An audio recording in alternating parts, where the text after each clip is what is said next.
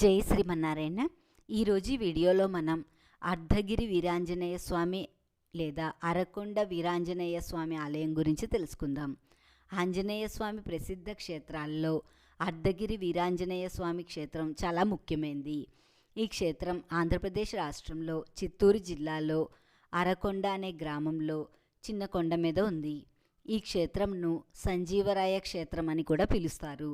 ఇక్కడ గర్భాలయంలో ఉన్న వీరాంజనేయ స్వామి విగ్రహంను త్రేతాయుగంలో కశ్యప మహర్షి ప్రతిష్ఠించాడని పురాణాల ద్వారా తెలుస్తోంది. ఇక్కడ స్వామివారు ఉత్తరముఖంగా దర్శనమిస్తారు. ఈ ఆలయానికి సమీపంలో ఉన్న పుష్కరిణి చాలా ప్రసిద్ధి చెందింది. ఈ పుష్కరిణిలో ఉన్న నీరును సేవించడం వల్ల భయంకరమైన అనారోగ్య సమస్యలు కూడా తొలగిపోతాయని ప్రతీతి. ఇప్పుడు మనం ఈ క్షేత్రం యొక్క స్థల పురాణాన్ని తెలుసుకుందాం.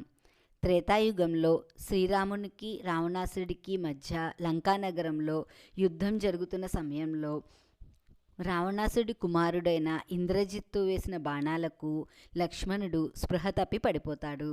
రాముడు ఎంత ప్రయత్నించిననో లక్ష్మణుడు స్పృహలోనికి రాకపోవడంతో రాముడు కలత చెంది హనుమంతుణ్ణి పిలిచి హిమాలయాల్లో ఉన్న సంజీవుని ఔషధంను తీసుకురమ్మని చెబుతాడు. సంజీవుని మొక్క తీసుకురావడానికి ఆంజనేయ స్వామి బయలుదేరి హిమాలయాలకు వెళ్తాడు.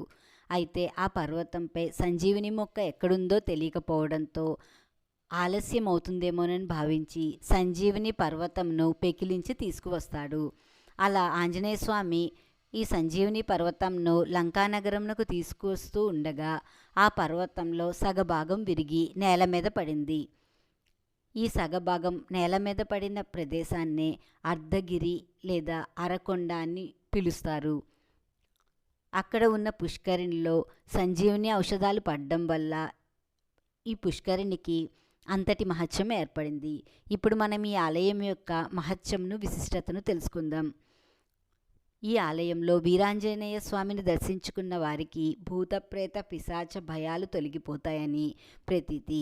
అంతేకాకుండా ఇక్కడ ఉన్న పుష్కరిణిలో నీరు స్వీకరించడం వల్ల భయంకరమైన శారీరక మానసిక అనారోగ్యాలు కూడా తొలగిపోతాయని చరిత్ర ద్వారా తెలుస్తోంది.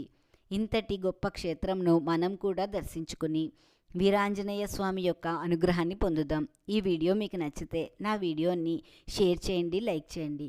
ఇలాంటి మరిన్ని ఆధ్యాత్మిక వీడియోలు చూడాలంటే దయచేసి నా ఛానల్ని సబ్స్క్రైబ్ చేయండి. ఈశ్వరి గుడిమెట్ల. జై శ్రీమన్నారాయణ.